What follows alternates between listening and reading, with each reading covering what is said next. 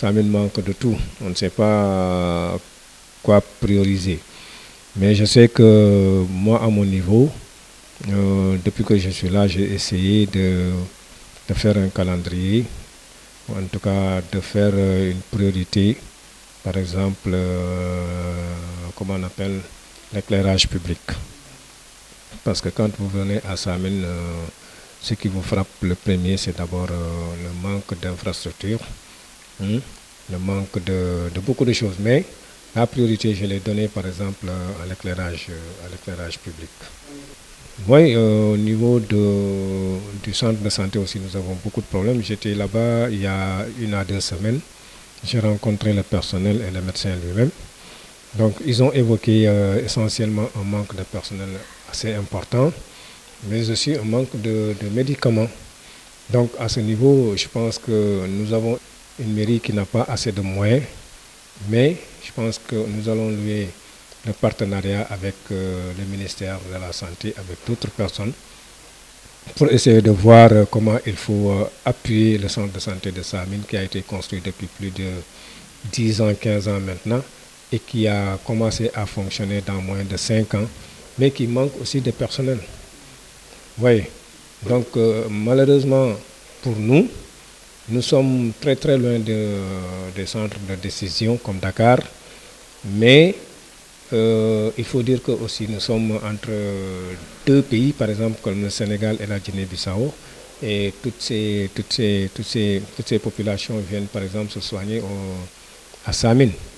Donc nous aurons besoin vraiment de soutien des autorités de ce pays-là pour fournir le maximum de personnel, par exemple, au centre de santé.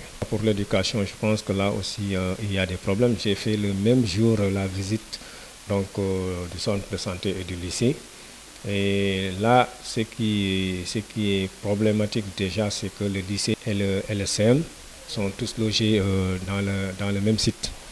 Et cela fait que Samin, dans le département, je pense que est sorti premier parmi les lycées qui ont le plus d'abris provisoires. Parce qu'en vérité, le professeur m'aurait dit qu'il y aura, par exemple, 18 salles de classe en abri provisoire. Cette année, c'est l'école même qui a pris l'initiative de construire au moins 3 à 4 bâtiments, voilà, pour juste absorber un peu les classes en abri provisoire. Alors, ils ont posé un problème de site. Je pense que ça, c'est derrière nous. Nous avons déjà trouvé un site juste à côté de l'ancien lycée. Si toutefois que les autorités, par exemple, nous appuient pour avoir un nouveau lycée, il paraît déjà, d'après les rumeurs, que Samin aurait bénéficié d'un lycée.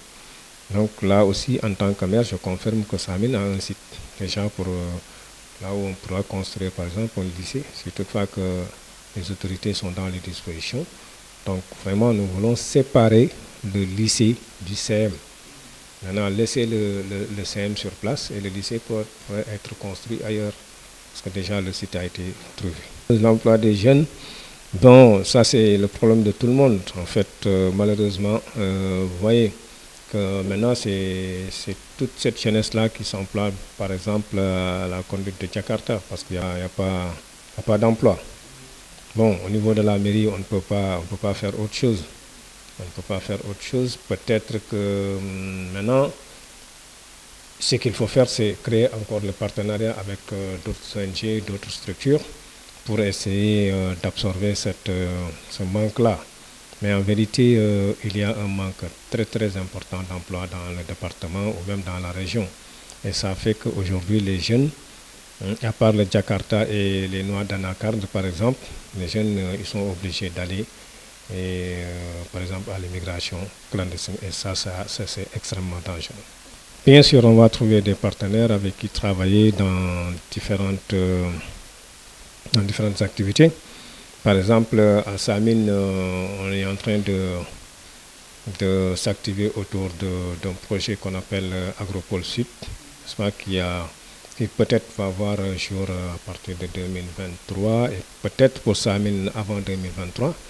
Et je suis sûr que quand le projet va s'installer, certainement ça va absorber beaucoup de familles, parce que je suis sûr que beaucoup de jeunes pourront trouver quelque chose là-dedans pour travailler. Oui, oui, en fait, les jeunes ou les femmes qui sont à l'extérieur, à Dakar, au Sénégal ou ailleurs, oui, sont en train de s'organiser, en tout cas pour cette fois-ci, parce que moi-même, je pense que je vais rencontrer ces populations externes qui sont à Dakar ou en Europe, n'est-ce pas, très prochainement, pour essayer de voir ce qu'on pourra faire pour Samin. De toutes les façons, comme je l'ai dit tout à l'heure, à l'entame de mon propos, Samin manque de tout. Nous avons besoin d'éclairage public, nous avons besoin de voirie, nous avons besoin d'eau. Et donc, ce n'est pas seulement la mairie qui pourra faire tout cela. Il faut donc la collaboration de tout le monde, il faut la participation de tout le monde, il faut donc l'implication de tout le monde pour qu'on puisse au moins, avant la fin de notre mandat, qui est prévu en 2027, donc qu'on puisse au moins faire quelque chose dans tous ces domaines-là. Parce qu'en vérité, il faut faire une extension avec la Sénélec, mais il faudra chercher aussi des lampadaires solaires pour éclairer le village. Il faut au moins faire 2 à 3 routes pour permettre, n'est-ce pas, aux véhicules ou aux personnes voilà, en période d'hivernage, n'est-ce pas, de faire ce qu'ils veulent faire. Voilà. Il faudra aussi, pour ce qui concerne le château, essayer voilà, de créer le maximum d'abonnés pour que l'eau puisse arriver dans tous les quartiers.